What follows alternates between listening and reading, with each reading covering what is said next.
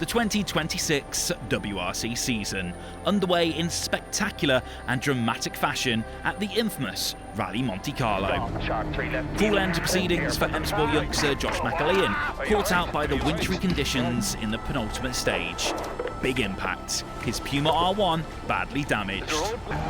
Another moment for rally leader Oliver Solberg. Two narrow escapes already this weekend. The young Swede caught out on the slush and snow, no harm done. Strong end to an otherwise frustrating rally for Hyundai. Frenchman Adrien Fourmeau blasting through the end of the rally power stage, but unable to repeat last year's podium finish. Welshman Elfyn Evans in second place, ready to take advantage of any mishaps, posting the quickest time in the power stage for maximum bonus points. Sebastian Ogier came here as the man to beat. Monte Carlo his favourite event. Not this year. The world champion finishing strongly on his way to another podium finish. A weekend to remember for Oliver Solberg, returning to the top flight of the sport in style. No mistakes in the final stages to become the youngest Monte Carlo winner of the WRC era. Sunday in the snow-covered mountains of southern France, the final day of Rally Montecarlo. A weekend of high drama and surprises. Swedish youngster Oliver Solberg on the verge of a remarkable victory, having led from stage 2. A couple of scares on the way, a spin this morning, adding to the nerves.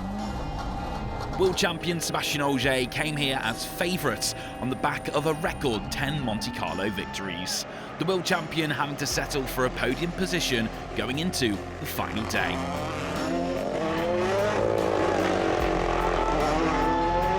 Welshman Elfyn Evans, runner-up here 12 months ago. A strong performance this morning to keep the pressure on. Still time for things to change in such treacherous conditions. Mixed fortunes for Hyundai. Thierry Neuville forced to change a wheel this morning. Adrien Fourmeau catching his teammate in the stage. The Belgian stopping to let him by. Good start to the final day for M Sport rookie John Armstrong. The Irishman enjoying his WRC top flight debut, despite the conditions. Showing good pace in the Puma R1.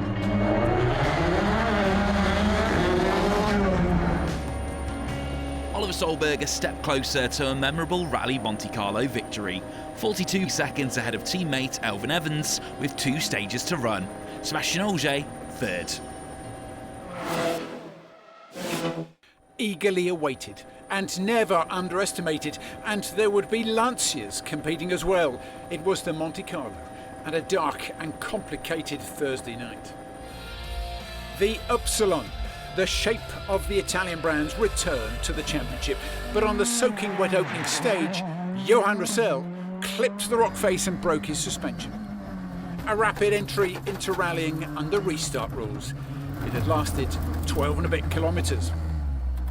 No need to worry, the capable Nikolai Gryazin was also at the wheel of an Italian machine, but he dropped almost 2 minutes in the next test, dropping 6 places. This hadn't been on the script for Lancia. This was Arthur Pellemorgue towards the end of Friday stages, missing a rear door, lost in a moment at the beginning of a chaotic afternoon loop. A big moment right at the top of the class leaderboard, in the battle for the win itself. Nikolai Gryazin out. He was off the road with a broken suspension in his Lancia, deep into stage 12, the last of the day in the mountains on Saturday.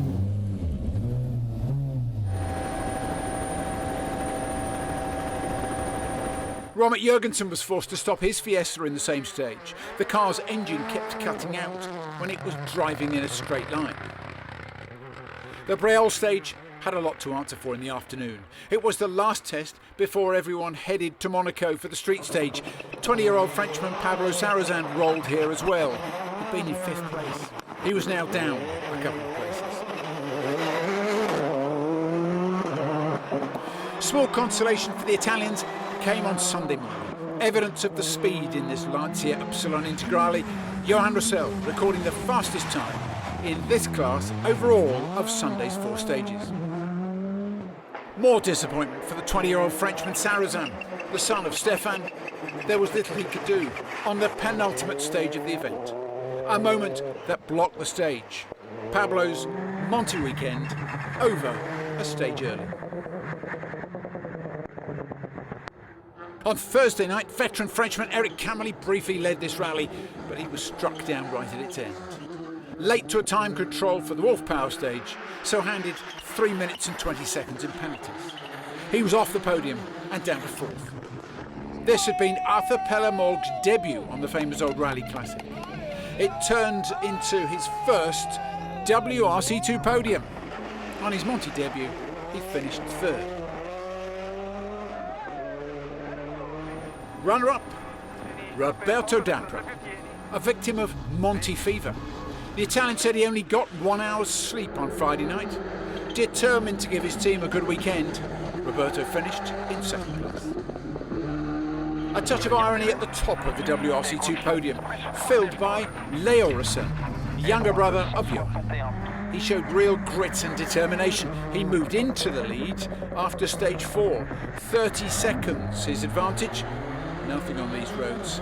But he worked at it and built on it and won by over 2 minutes. We're very, very incredible. I'm just happy.